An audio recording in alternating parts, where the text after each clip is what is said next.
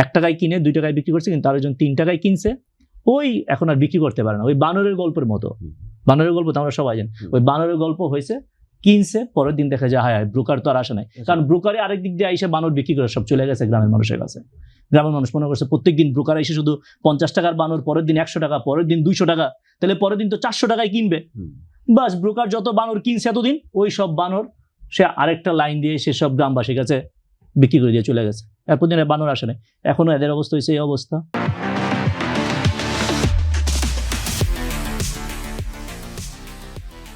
এখন 5টা ডিলিস্টেড হয়ে গেছে। আমি তো দেখি মাত্র নন ব্যাংক ফাইন্যান্সিয়াল ইনস্টিটিউশন যতগুলো আছে আমি তো নাম বলতে পারি না, কারণ এগুলো তো সব মুখস্থ।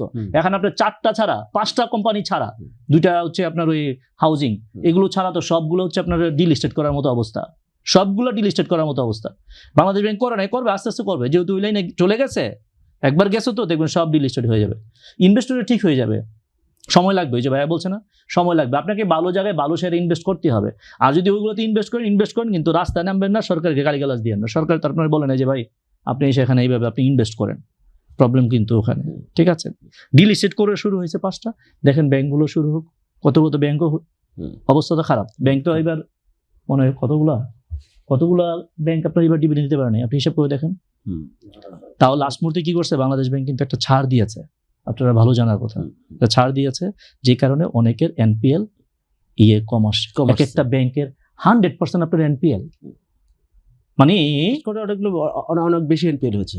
ব্যাড গভর্নেন্স কোন জায়গায় গেলে আপনি দেখেন, শেয়ার হোল্ডার তো হারাইছে মাত্র শেয়ারের টাকা, ইনভেস্ট করছে, কিন্তু যে ডিপোজিট করছে সে তো মনে করছে ওয়াও একটা ব্যাংক, এটা তো সরকার তার লাইসেন্স দিছে, কোনো অবস্থাতে আমার এই টাকা এখান থেকে কি হবে না।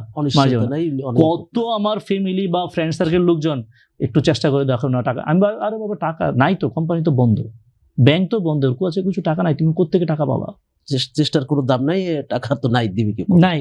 তো ব্যাংকিং সেক্টর বেশ কিছু, নন ব্যাংক ফাইন্যান্সিয়াল ইনস্টিটিউশন একই অবস্থা। টেক্সটাইল সেক্টরে আপনি খুঁজে দেখেন কয়টা কোম্পানি আপনার এই ক্যাটাগরিতে আছে। আপনি যে স্টক মার্কেটের কথা বলছেন, how many companies are in এই ক্যাটাগরি?